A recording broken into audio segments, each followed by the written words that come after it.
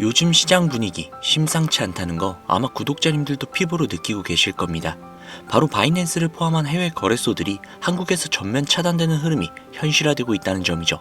한국 시장을 둘러싼 규제의 파도가 예상보다 훨씬 더 빠르고 훨씬 더 강하게 몰아치고 있습니다.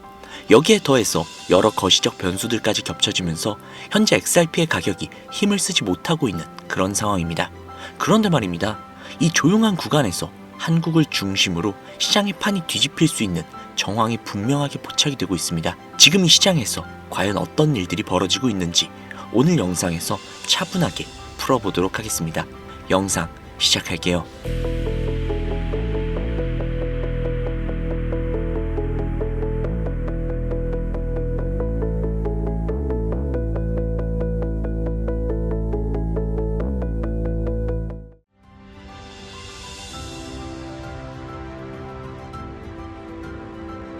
이미 며칠 전의 일이었죠. 구글 플레이 스토어에서 바이낸스, OKX, 비트겟 같은 메이저 해외 거래소 앱들이 한국의 가상자산 사업자 요건을 충족하지 못했다는 이유로 1월 28일부로 전면 퇴출된다는 공식 발표가 나왔습니다.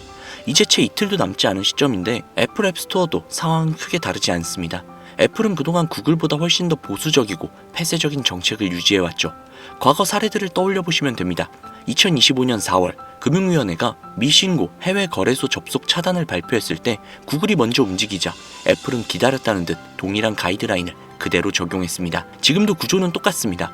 구글이 먼저 깃발을 들었고 애플 역시 조만간 한국 앱스토어에서 해외 거래소들을 전면 차단할 가능성이 매우 높습니다. 이것은 추측이 아닙니다. 규제 당국의 기조와 글로벌 플랫폼 기업의 정책 흐름들을 보면 이미 방향은 정해져 있다라고 봐야 합니다. 자, 그러면 여기에서 반드시 던져야 할 질문이 한 가지가 있죠. 바이낸스는 막히고 애플까지 문을 닫으면 그동안 해외 거래소에 머물고 있던 한국인들의 천문학적인 자금은 도대체 어디로 갈까요? 사라질까요? 증발할까요? 저는 그렇게 보지 않습니다. 이 자금은 결국 다시 국내 거래소, 그 중에서도 업비트라는 거대한 댐으로 다시 되돌아올 수밖에 없는 구조라고 보고 있습니다. 2025년 한 해 동안 한국에서 해외 거래소로 빠져나간 자금의 규모 얼마인지 혹시 아십니까? 무려 160조 원입니다. 감이 잘 안 오실 수도 있는데 이건 웬만한 대기업 시가총액을 훌쩍 넘는 금액입니다. 참고로 현재 리플의 시가총액이 약 170조 원 수준입니다. 즉 해외에 나가 있는 한국의 자금들만으로도 리플 시장 전체를 흔들 수 있는 규모라는 겁니다. 그렇다면 질문은 여기로 이어집니다.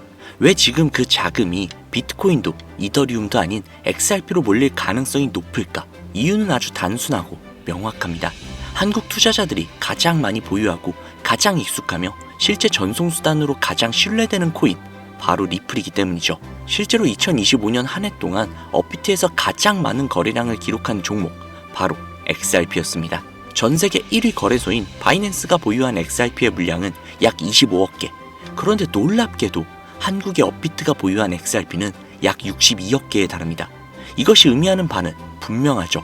한국 시장이 이미 전 세계 XRP 유동성의 핵심 기지라는 뜻입니다. 이제 한 가지의 상황을 가정을 해볼게요. 구독자님들이 해외 거래소에 비트코인, 솔라나, 그리고 기타 알트코인들을 보유하고 있는 투자자라고 해봅시다. 앱 업데이트가 막히고 접속이 불안해지기 시작하면 가장 먼저 어떤 걸 하시겠습니까?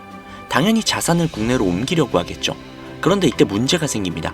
비트코인은 전송 수수료가 비싸고 속도 역시도 느리죠. 이더리움은 가스비 변동성이 매우 큽니다. 반면에 XRP는 어떻습니까? 전송 속도도 빠르고 수수료 역시 저렴하고 한국 거래소에서 언제든지 현금화가 가능하죠. 그래서 실제로 해외 거래소에서 자금을 옮길 때 XRP가 표준 전송 수단처럼 사용되고 있는 겁니다. 이건 전문가들만 알고 있는 비밀이 아닙니다. 이미 시장의 상식이 되어버린 구조죠. 여기에서 진짜 중요한 이야기가 나옵니다. 해외 거래소 접근이 차단이 되면 국내와 해외를 잇는 차익 거래 통로가 좁아지게 되겠죠.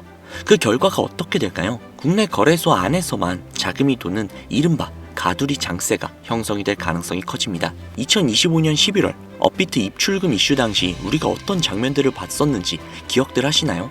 이번에는 그 규모가 비교도 안 될 만큼 커질 수도 있습니다. 대한민국이라는 거대한 시장 자체가 글로벌 유동성으로부터 부분적으로 격리될 수 있기 때문이죠. 오늘의 이야기 핵심만 딱 3가지로 한번 정리해 보도록 하겠습니다. 첫 번째, 유동성의 강제 귀환.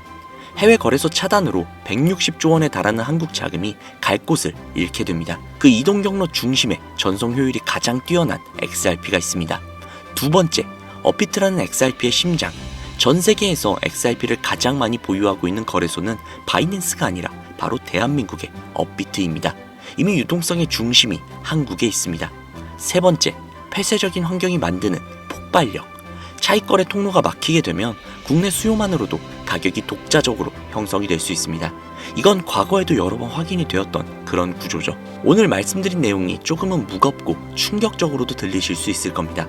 구글에 이어서 애플까지 해외 거래소를 차단하고 있다는 소식은 분명히 어마어마한 이슈죠.